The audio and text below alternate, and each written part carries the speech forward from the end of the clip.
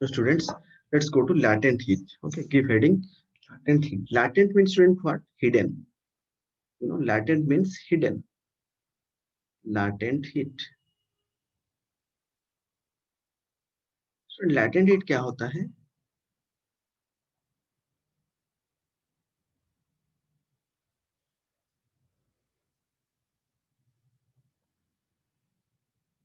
Students, मैंने 1 gram of ice लिया. क्या लिया मैंने? 1 gram of ice at 0 degree centigrade मैंने लिया. ठीक है, मैंने उसको कुछ हीट दिया स्टूडेंट्स. तो अभी वो क्या हो गया? वही 1 ग्राम ऑफ आइस हो गया, 1 ग्राम ऑफ वाटर हो गया वो at 0 डिग्री सेंटीग्रेड. तो मतलब तो टेम्परेचर जीरो था तो हीट गया किधर? Where is the heat? To change the state. Sir, used up in breaking the bond. हाँ, वो हमें दिख नहीं रहा है बट वो काम कर रहा है अपना heat. That is changing the state, that is known as latent heat. Yes or no? So it is the amount of heat required to change the unit mass of substance from one state to another state. Yes or no? That's why Q proportional to M. That is Q is equal to ml. L is latent heat. Yes or no? Here L is what? Latent heat. L is latent heat. And students, just remember, ये exam पे पहलू दे सकता है, नहीं तो फिर आप याद रख लो. Latent heat of fusion of ice. Latent heat of fusion of ice is 80 calorie पर ग्राम. अगर उसको हम ये पे लिखेंगे तो 0.335 इंटू 10⁶ जूल पर केजी. ये याद रखना जितना जरूरी नहीं है. 80 कैलोरी पर ग्राम बहुत ज्यादा इंपॉर्टेंट है. 80 कैलोरी पर ग्राम का मतलब क्या है? दैट मीन्स अगर मैं 1 ग्राम आइस को 1 ग्राम वाटर पे कन्वर्ट कर दूं 0 डिग्री टू 0 डिग्री, तो मुझे कितना हीट की जरूरत पड़ेगा students?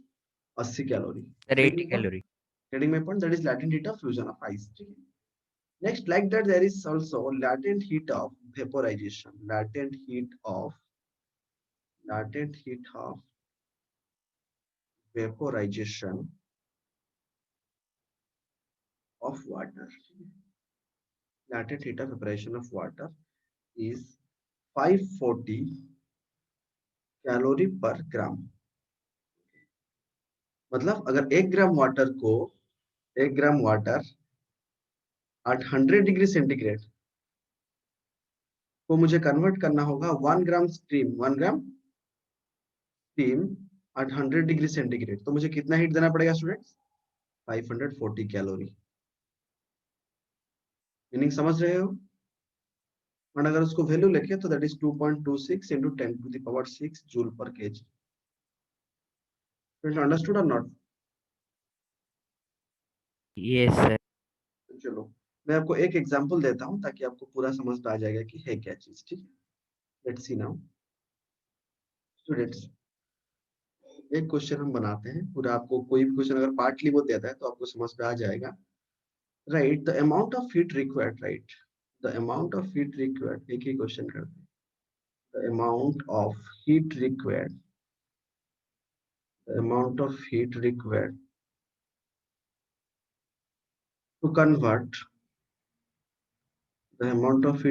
to convert m gram of ice, convert m gram of ice at -10 degree centigrade to m gram of steam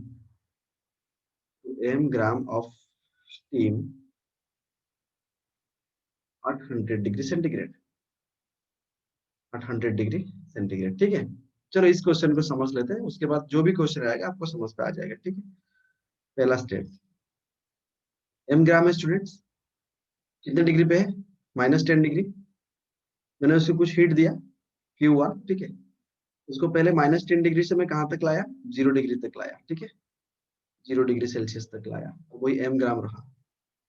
तो स्टूडेंट यहाँ पर टेम्परेचर चेंज हो रहा है ना, 10 to 0 आ रहा है ना, तो मैं स्पेसिफिक हीट का फॉर्मूला डालूंगा या लैटेंट हीट का? स्पेसिफिक हीट का. Specific. m into specific heat of ice into delta theta करूंगा. करेक्ट. ठीक, मैंने फिर अभी मुझे क्या m ग्राम ऑफ क्या आएगा? यहाँ पर आइस आएगा. ठीक है। और अभी वो आइस को मुझे किस पे कन्वर्ट करना है स्टूडेंट्स?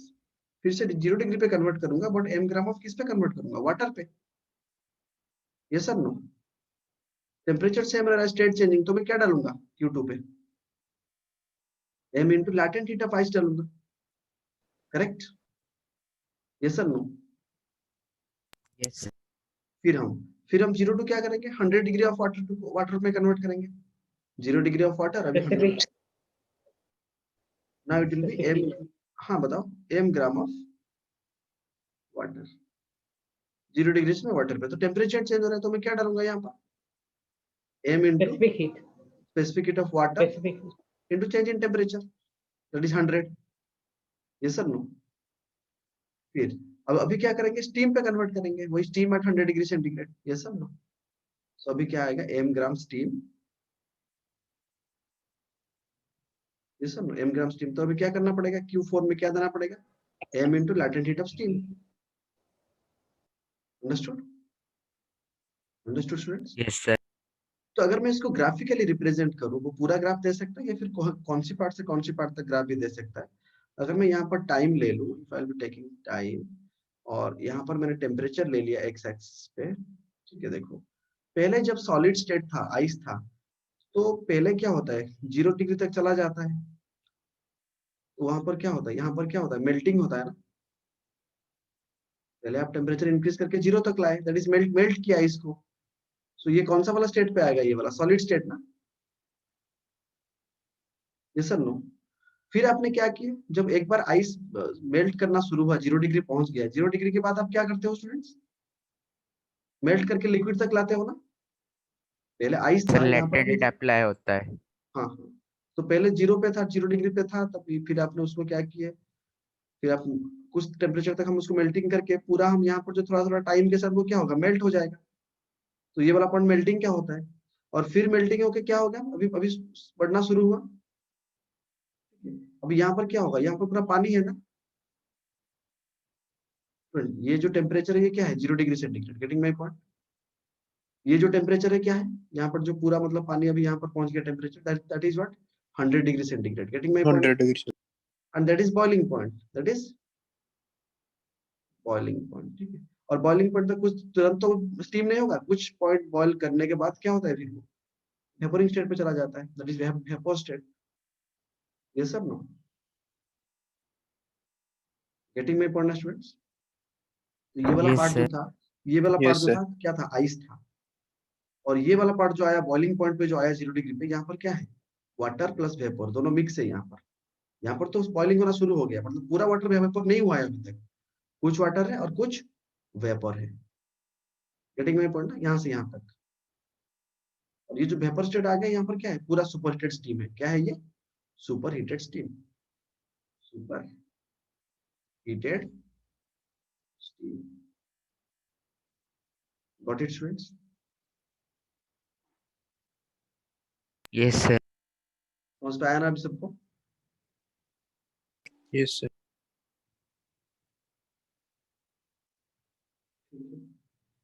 देखो यहाँ पर एक क्वेश्चन बनाते हैं। Just let's do a question on that.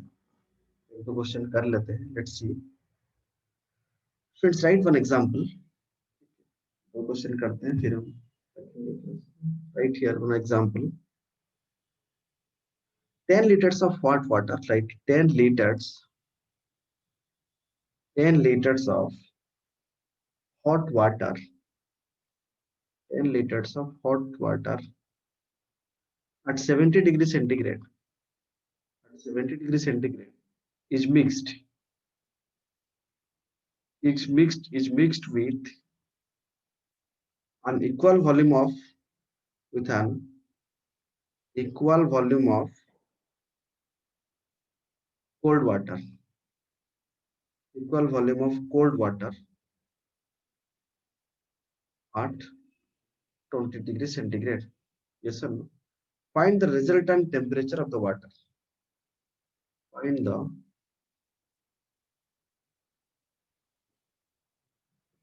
the resultant temperature of specific heat of water दिया हुआ है 4200 जूल पर केजी केल्विन। फिर अभी हम क्या पढ़े, थीटा मिक्सचर का फॉर्मूला क्या बताया मैंने अभी, m1 s1 theta 1 plus sir m1 s1 theta 1 plus m2 s2 theta 2 by m1 s1 plus m2 s2। कोई फॉर्मूला अभी डाल देंगे यहाँ पर, ठीक है। और दो दोनों सेम है ना, 10 litre of heat of water is mixed with an equal volume, मतलब वही 10 लीटर, ये सब लो। और इसको अगर डालेंगे तो कितना हो जाएगा, 10 इंटू 4200 कितने में था, 70 डिग्री में था, करेक्ट। प्लस दूसरा जो था कितने में था, 20 डिग्री में था, रेटिंग ना, divided by 10 into 4200 plus 10 into 4200, common ले आओ, कैंसिल करो, अभी कितना आ रहा है देखो, solve now, solve for it. So that is 45 degree centigrade. Okay, next और एक एग्जांपल ले लेते हैं सर स्टूडेंट। ऐसा कर सकते हैं अगर दोनों का सेम मटेरियल है और दोनों खाली अलग अलग टेम्परेचर का है, मतलब लेट्स डू अनदर क्वेश्चन, ठीक है, इसमें दिया हुआ है piece of ice, right, a piece of ice of mass 100 gram, of mass 100 gram at temperature 0 degree centigrade, at temperature 0 degree centigrade is put in 200 gram of water, is put in 200 gram of water at 25 degree centigrade, yes or no। उसने पूछा how much ice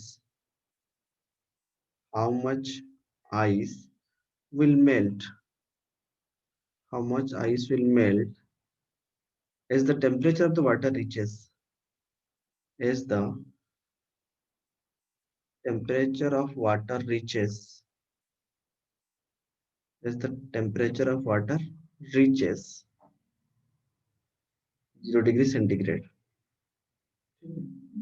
specific capacity उसने दे रखा है, that is water का specific heat कितना है, 4200, correct, joule पर KG kelvin. On specific heat of, on latent heat of ice is given how much, 3.4 into 10 to the 5 joule पर केजी। स्टूडेंट्स क्या दिया उसने, a piece of ice of mass, ice का मास कितना है स्टूडेंट्स, 100 ग्राम, कितने temperature पे, 0 डिग्री सेंटीग्रेड पे है। मैंने इसको 200 ग्राम ऑफ वाटर कितने टेम्परेचर में है, 25 डिग्री सेंटीग्रेड में है, उस पर डाल दिया, ये सब no. How much ice will melt as the temperature of the water reaches 0 degree centigrade, मतलब ये जो वाटर की टेम्परेचर जो 25 था, तो वो 0 पे आके पहुंचने के लिए कितना आइस मेल्ट करेगा और कितना आइस बच जाएगा आउट ऑफ 100, मतलब उसने कंफर्म ये दे दिया कि heat content in ice is definitely more than heat content in water, ये सब नो। फ्रेंड्स देखो यहाँ यस पर सर। अगर मैं हीट कंटेंट वाटर की मेजर करूँ तो कितना मेजर करूंगा heat content in water, that is M S delta theta ना। मास कितना है, 200 ग्राम है ना पानी, तो मतलब 0.2 kg इंटू स्पेसिफिक हीट कितना लिए 4200 ना, और टेम्परेचर कितना है 25 ना, दैट मींस कितना हीट कंटेंट है पानी पे, 21,000 जूल। अंडरस्टूड स्टूडेंट, समझ पा रहा है कि यस नहीं। सर। और वही हीट किसको मेल्ट करवाएगा, आइस को मेल्ट करवाएगा ना, that amount of heat will melt the ice ना। तो how much ice will melt, अगर मैं इतना जूल, मतलब दैट मींस मैं 100 ग्राम की एक आइस को 0 डिग्री सेल्सियस पे जो था उसको मैंने इतना हीट दे दिया, ठीक है नहीं, तो कितना मास आइस मेल्ट होगा, that means m is equal to how much, q by l हो जाएगा, because q is equal to ml, तो m is equal to how much, q by l ना। और q कितना मिल रहा है पूरा मटेरियल को, 21,000, मतलब इतना जो हीट है वो कितना ग्राम की आइस को मेल्ट कर सकता है, गेटिंग माय पॉइंट और नॉट।